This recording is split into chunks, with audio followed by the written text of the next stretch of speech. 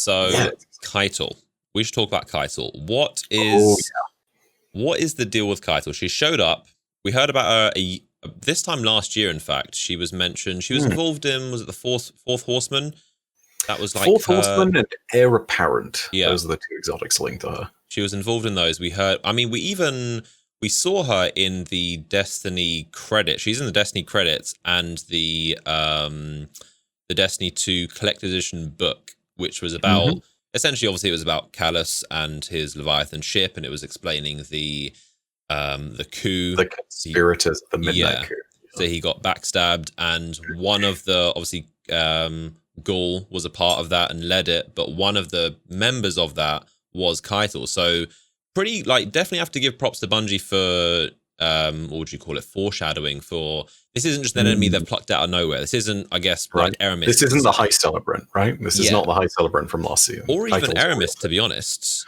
Because Aramis as a beyond like she was what, 0 hour? She existed a bit in the lore prior to all of this, but nowhere near as much potential history of name drops prior to this as someone like, say, Keitel. Yeah, but Keitel like pretty good job for mentioning and showing an image of the Keitel with the tusks in the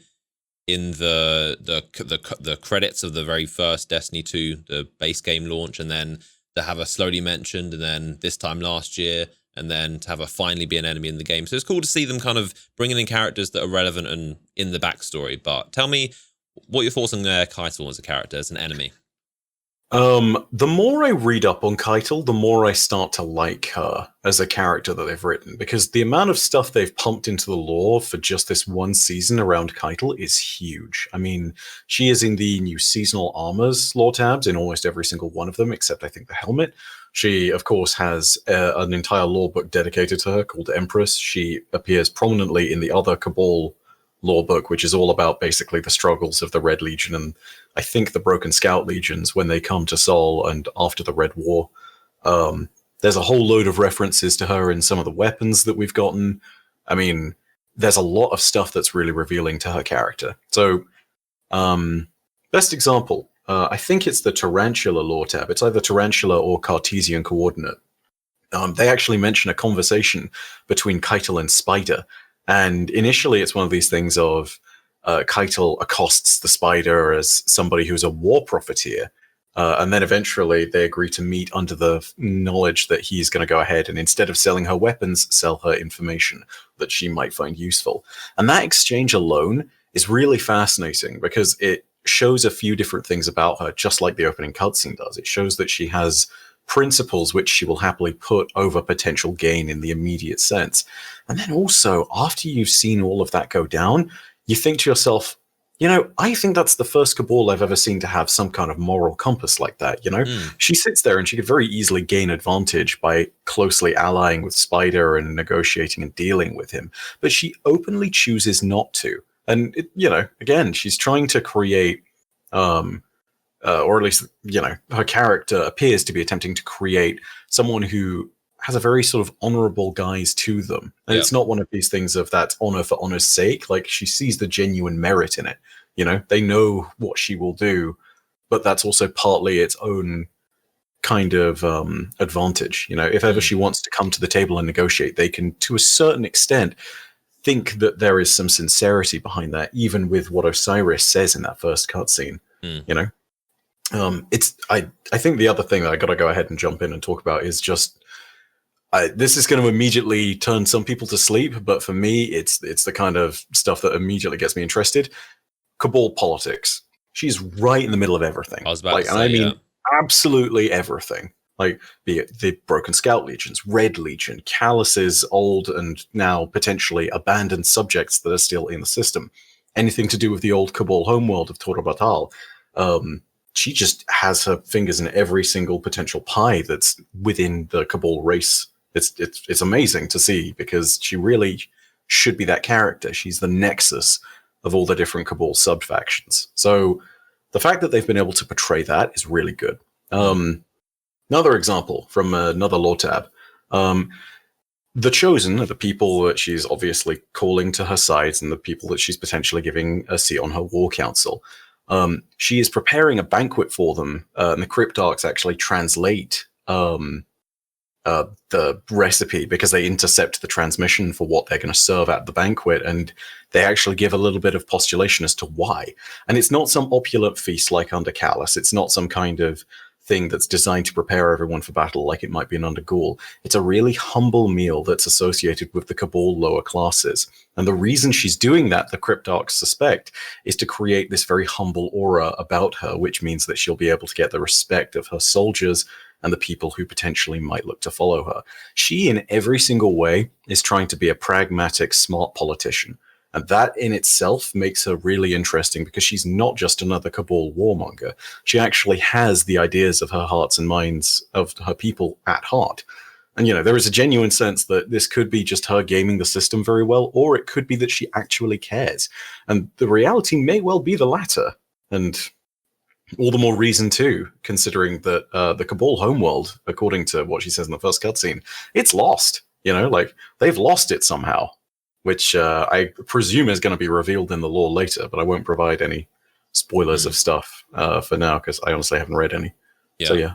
Yeah, you mentioned politics. That's also exactly what I was going to say. You can tell. I mean, the Cabal are the most political. The lore of the Cabal as a race are based off of like Roman politics, emperors, and this kind of theme. And you can get that sense with this, and it's very like there's a lot of sense of like honor and like when you smash the chest and steal the loot, it's like it's yours by law. It's very like, and even Zavala meeting her is very. It isn't just aliens show up and you shoot them bad guy. It's kind of there's a bit of diplomacy, there's negotiation, even with the it's the honorable declaration of war, right? Yeah, which is fitting with the Cabal. So pretty like that all makes sense in terms of like even the Zavala cutscene. How did that even like come about? Because Zavala just like it is a bit strange to see this big bad alien comes up who's most likely an enemy, not a friend of the Vanguard, and then Zavala's like meeting with her on a ship. Like it's not something you'd normally see in Destiny, just two characters just chatting like that. And yet that's part of why it's so good. Because Bungie, for all the wonderful stuff they do with the stories of their heroes, they often don't do as well when it comes to the stories of the villains, and that's almost as important, if not more important. In fact, I'd go ahead and say that Caiatl is one of the better antagonists we've had in a while, partly because we actually sit there and see so much of her perspective. We're able to take stock of who she is as a character and who she is on paper without any affiliation to Cabal or humanity or the Fallen. If you just described her character traits, you wouldn't necessarily assume that immediately she was a villain. And that's what's kind of amazing about her. She sits there and starts to express the kind of reliance and the need for allies in this fight versus the darkness and the Hive. And that in itself means that she is a completely different Cabal from so many others. It's like we bring up politics in this, but honestly, it's a thing of negotiation too, and it's a thing of like understanding the real depth to a person and their objectives that way. That's why I think Caiatl has done so well, is because, the opening cutscene is not just her in some menacing thing. This is not her attacking and being like, "Wahaha, I am here to destroy you." It's like, no, she's stated her goal. She stated her reasons behind all of that. And you can clearly see what she's doing and why. You get a sense for things. And even when she blocks the sniper fire from her scions in the back there, that's really telling too, because it's one of these moments of like she is putting her life on the line and trusting the people who are talking to her, aka Osiris and Zavala, to be honorable and not to fight the minute that something goes wrong. That speaks to so much more than just another cookie cutter villain. Like, yeah, it's part of the reason I really hope that Caiatl doesn't die in this expansion, because I mean, or this season rather, because it's everything else. She has so much more to give than just a seasonal villain. Like, she could be a really fantastic character. Bungie just needs to let her breathe, basically. Yeah, like it's an interesting character. There's character development. It's not a villain that's here and is dead on day one.